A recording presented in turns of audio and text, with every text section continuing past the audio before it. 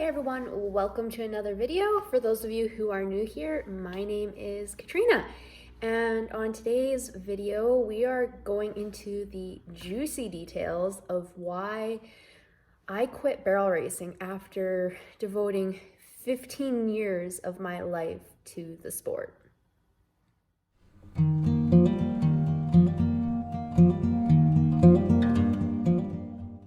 So first, before we get into why I quit, I'll just kind of give you the background of what my barrel racing career looked like, if we want to call it a career. So I started barrel racing in 2006. That was the year that I got Junior, my now retired gelding. I got him in June, and that summer I started off just doing very, very small local gymkhanas, and at those gymkhanas we would do all the events. So we would do barrel racing, pole bending, keyhole, stakes, flags, whatever else fun games they had. I was still really green as a rider, and it was really good to just get the feel of Junior, who was by far the most well-trained horse I had been on up to that point. And yeah, just getting used to him, getting used to being on him in public, and just getting used to this world of gymkhana and barrel racing. That following fall, I joined the Alberta Barrel Racing Association, and in that association, it's a jackpot association. So I started going to jackpots within my local area. Again, just breaking into this whole new world of barrel racing. I remember the first gymkhana I went to. I was in full Western attire. I had no idea that for most jackpots you can just wear jeans and a t-shirt. You do not need to be in full Western attire. So I remember feeling really silly about that when I saw everyone else in ball caps and blue jeans. And I was so nervous, but it was the beginning of a very long time with the Alberta Barrel Racing Association. I've done countless jackpots through that association and just had lots of fun. The following year, I started in the Central Alberta Rodeo Association. We call it CARA. So that was just amateur local rodeos around where I live, and yeah, got my first taste of rodeo, and I had a blast. I think I went to every rodeo within that association in that first year, and I think it was that fall, so fall of 2007, that I joined the Alberta High School Rodeo Association, and so then I started high school rodeoing as well, which I don't know how I feel about high school rodeo. I found it less welcoming than just the amateur rodeo association. I felt like it was very cliquey and just not really the place for me. So I think I only maybe did a season and a half with high school rodeo, and then I just dropped it and just did the jackpots and the amateur rodeos instead. And that's kind of what I did from 2007 till 2014. My last rodeo that I competed in as of today was the Father's Day weekend of 2014. I have not competed. That's almost 10 years ago. Oh, wow. Time flies, guys. June of 2014 was the last rodeo I competed in. The last jackpot that I competed in was fall of 2018, I think. I did an ABRA jackpot at our local indoor arena with Junior to give it one last kick at the can, and that was it. So I have not competed in barrel racing since 2018. I did do a little bit of tinkering here at home with the barrels since then, but not a lot. So yeah, that's kind of my barrel racing background. I never competed in a professional association or anything like that. It was all at the amateur level, and had a lot of fun, had some struggles, as I will get into later in this video. So now I'm gonna go through why I quit. After, like I said, from 2006 all the way till 2014, 2018, depending on when you say I officially stopped. Why I quit after that long, after putting so much effort into barrel racing for so many years. So I'm gonna go through the reasons why. And as we go along, I gave you my history, but there's a lot of gaps with what actually happened during that time. So I'm gonna try and color in between the lines here as we go. So this first reason for quitting, it's not my predominant reason of why I quit, but it did contribute in the whole decision to quit. And that is that it was just time for a change. Like I said, I had been doing it since 2006, and I was just over it. My brain was kind of fried of thinking about barrel racing all the time. I know there's definitely people out there who they start barrel racing when they're an itty bitty peewee and they barrel race their entire life and they just absolutely love it. They might have a few breaks here and there, but they breathe, sleep, live barrel racing, and they could never imagine giving it up. I definitely had that passion at one point for barrel racing. I was addicted to the sport at one point, but as the years went on, I just needed something different. And I'm sure you can understand that. I'm sure there's something in your life where you've been obsessed and you think you could never live without it, and then one day it's just like, I'm over it. And that's what happened to me with barrel racing. So yeah, just needed a change. And if you do get fried on a sport like barrel racing, it doesn't really work. What you have to understand is, in order to be successful in any horse discipline, it doesn't just have to be barrel racing. You need to be constantly working on it because your horse needs to be kept in tune. Your muscle memory needs to be constantly worked. And if you're just, pulling your horse out on the weekends here and there, you're taking a whole winter off and you're just not keeping up with those skills, not keeping your horse, tuned in and tuned up, it just doesn't work. And for some people, that's okay. Maybe they're okay just doing that. For me, if I'm going to do something, I want to do it the best that I possibly can. And if I am feeling burnt out on something, if I just don't have the passion to do it, that sucks. And with as much time as you need to dedicate to horses and whatever discipline you're in, if it's not something you enjoy, that makes for a crappy life. And I just didn't want that. So definitely just time to change. Another reason that I quit barrel racing, and this is probably a bit more significant, is for the entire time, barrel racing, it never really fit my personality. There is a stereotypical barrel racer, and we have stereotypes in everything, right? I'm an accountant, for example. What is a stereotypical accountant? They're a little nerdy, they probably have glasses, they're really good at math, maybe they have crappy social skills, and there's a stereotype for what an accountant looks like. And the same holds true for barrel racing.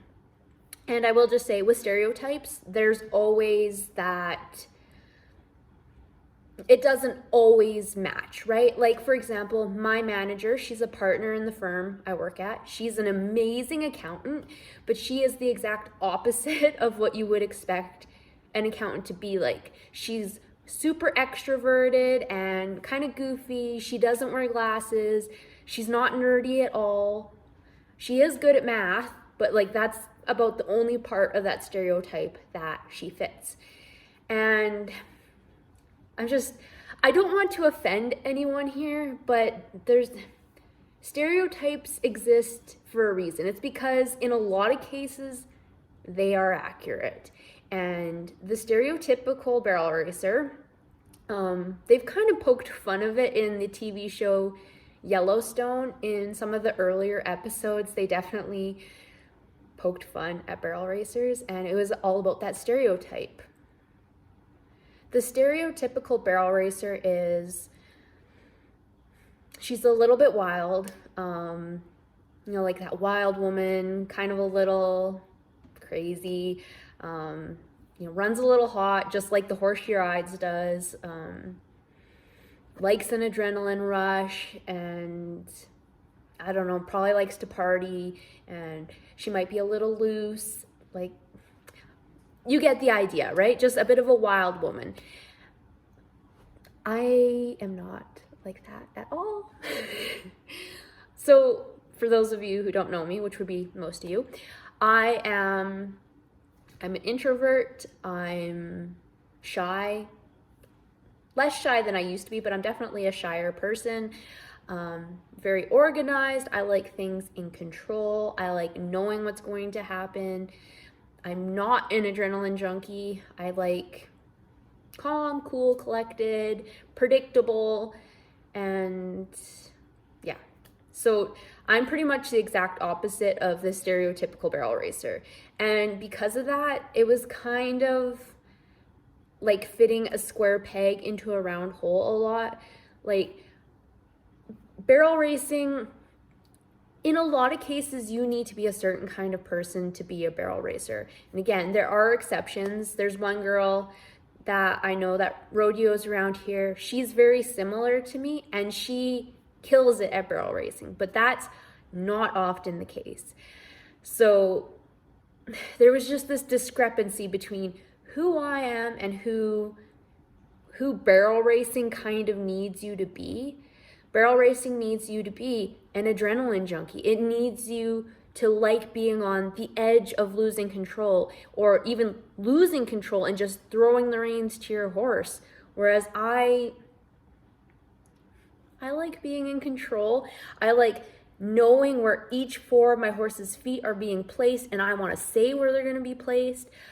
Calm, cool, and collected. And so this discrepancy, as I'm sure I'll come through as we get more and more into this, it clashed a lot during my barrel racing career. There was a lot of struggling with trying to make myself fit into this barrel racer mold when that's just not who I was. And there were many times where people were trying to tell me that maybe you should try something else. Like, barrel racing doesn't really seem to be for you. And I refused to listen to them. The one person that really tried to encourage me to try something else was my mother. But as a teenage girl who had big gold buckle dreams, I refused to listen to her. I know she, more than anyone, would have loved to have seen me go into the horse show world, go into the reining world, something else, whatever. Like, she still wanted me to be within the horse world, just not barrel racing, because she saw how much I struggled to get myself to have success in this discipline. And there were other people. I remember, I think she was involved with our 4-H club, and she really liked Junior. And when she heard that I was going to do barrel racing with him, she was like, she said, that's not a good fit. You shouldn't be using such a good horse for barrel racing. You should be doing reining or horse showing. Like, she saw it, but I refused. And yeah, just spent a lot of years trying to just hitting a brick wall in terms of trying to get myself to be someone I wasn't. I did lots of things like visualization, like trying to visualize myself as a barrel racer. I tried pumping myself up with, upbeat music and stuff like that before my runs and before my more intense riding sessions. And it was just a lot of effort that, again, was just getting pushed into a wall that was not going to move. And so finally, I think as I was making this decision to quit barrel racing, it was like, okay, quit hitting your head against a wall. This is obviously not a fit. And I don't want to touch on it too much here, but just a brief note. That is why reining and horse showing it comes so much easier for me, which was very evident in 2022. I had a lot of success last year with hardly any effort. I could not believe how effortless it was in the show pen compared to my years of barrel racing.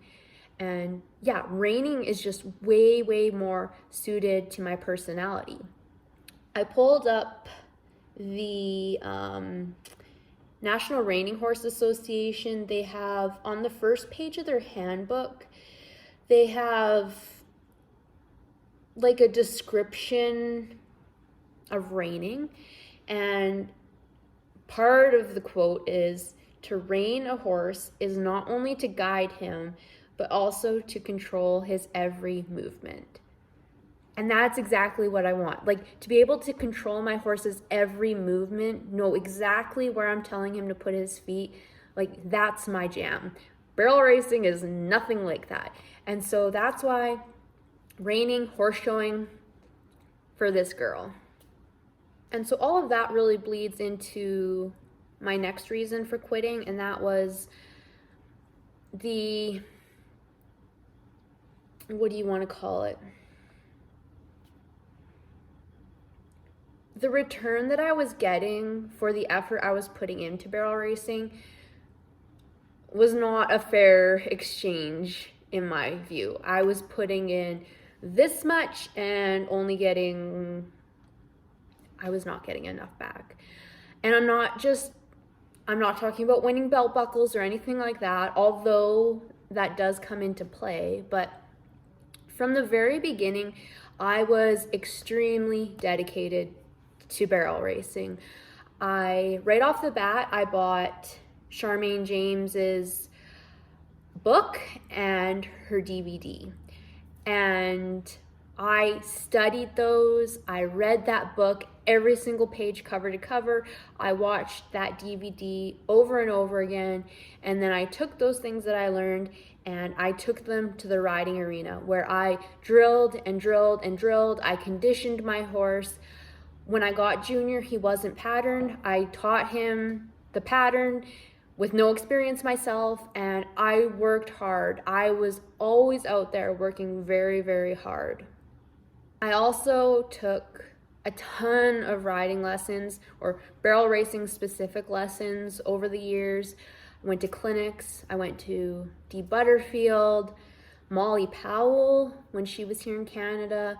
I took lessons from Randa Nugent and soaked up everything I could learn from those professionals and tried to apply it to my own program.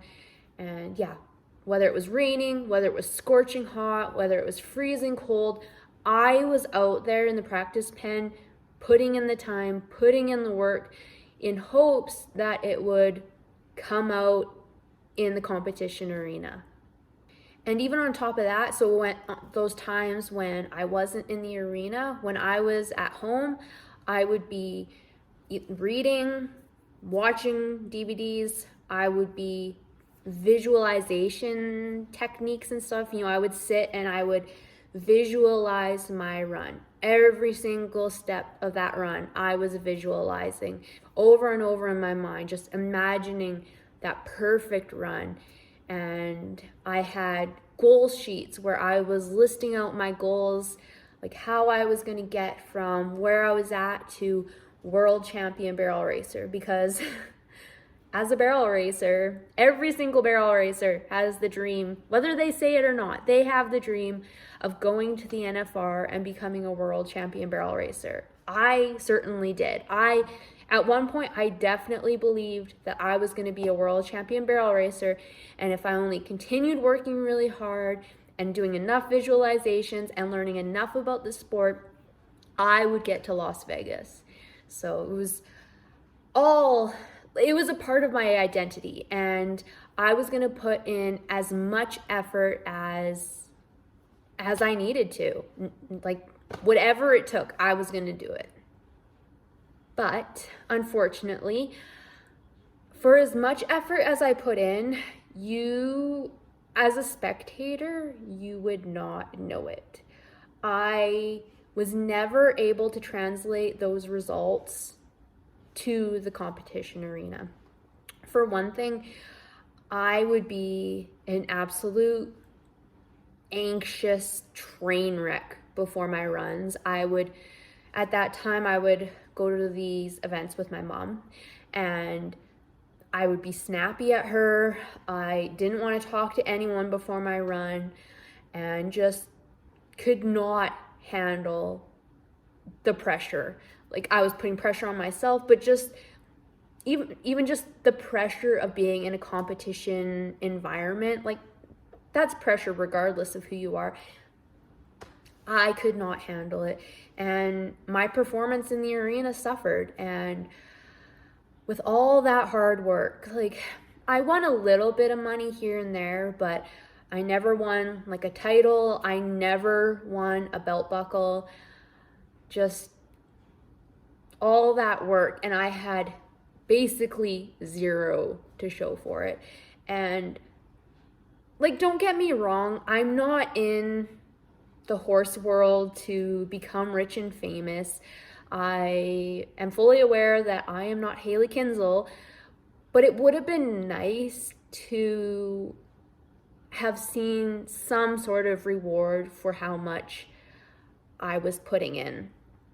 I was getting the reward in the sense that I was doing something that I really, really enjoyed. Like, I was very passionate about barrel racing. I absolutely loved barrel racing, but it got to the point where it was very frustrating to do so poorly at competitions. And then it got to the point where it was just embarrassing, where people who had been watching me for 10 years saw that I was still stuck in the same spot and hadn't made any progress.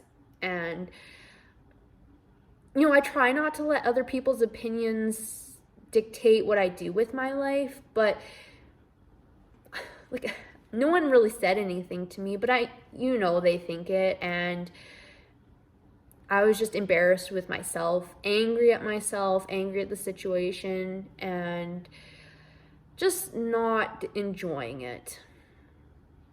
And I think that's all really wrapped up in the simple fact that, my personality and what barrel racing requires of you is it doesn't click. And like I said, in some cases, someone like me might be able to successfully barrel race, but that was not my story.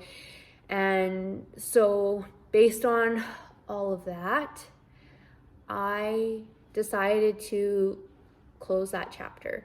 And I had always kind of left the door open. Like I said, my last rodeo was 2014. And I was kind of just barrel racing at home. Went to a jackpot in 2018, still kind of barrel racing at home. So it was still like, the opportunity, the potential was still there. But it wasn't until, I think, early 2022 where I'm like, no. Door is closed, chapter is ended, we are moving on. And I feel like I really solidified that and, like, locked that door closed and threw away the key when I bought a reining horse in spring of 2022.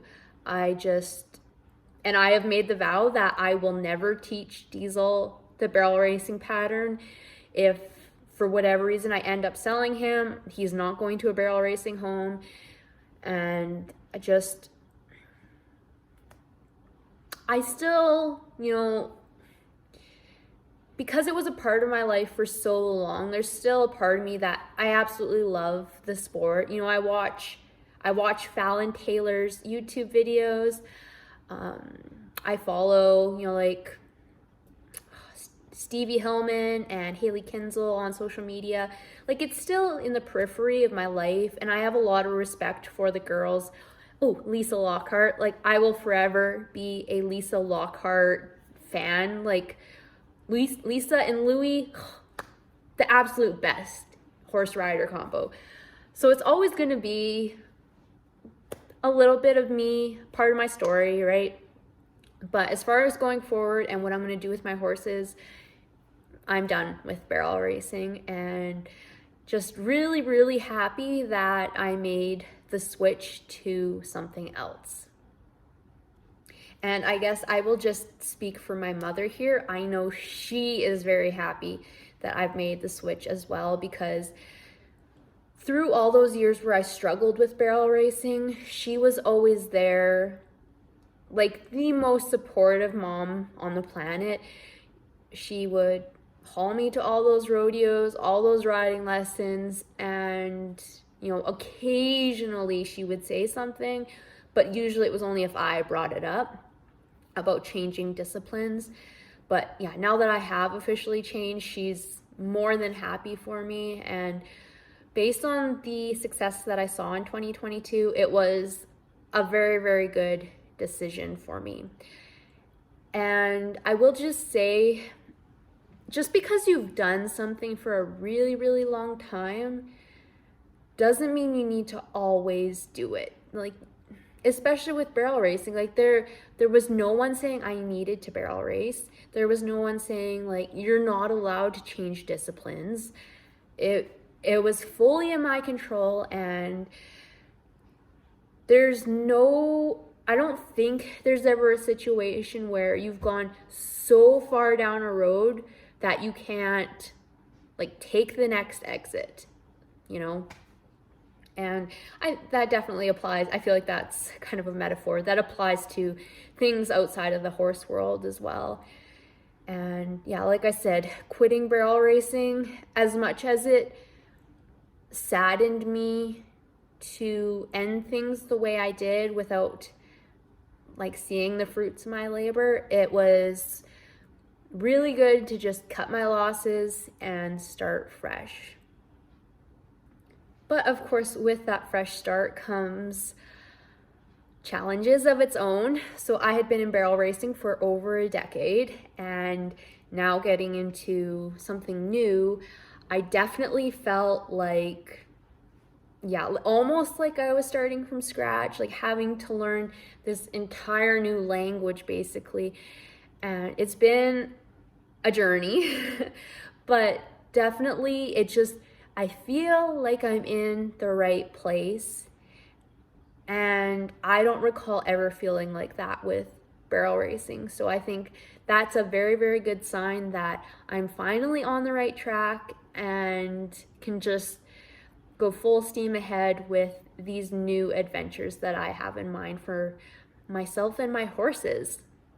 And with that, I think I'm going to end the video here. If you did enjoy this little glimpse into my past life, be sure to give the video a thumbs up. If you haven't already, be sure to subscribe to this channel and hit the notification bell so you never miss an episode. If you haven't already, be sure to check out my podcast, which I will link in the description. There is an episode on there, I think it was from May of 2022, where I talk about why I'm done with barrel racing. So if you want to, I don't entirely remember what I said with that, but be sure to check that out if you thought this video was interesting. And there's also like 200 other episodes on that podcast about all sorts of things. I'm not actively posting new episodes at the moment because I'm trying to devote my time to YouTube right now, but definitely lots of great content on my podcast. It's on Apple Podcasts, Spotify, all those places. Just search Strong in the Saddle. And be sure to follow me on Instagram at Strong in the Saddle, which I will also link in the description. And until next time, remember, it's always a good day to ride.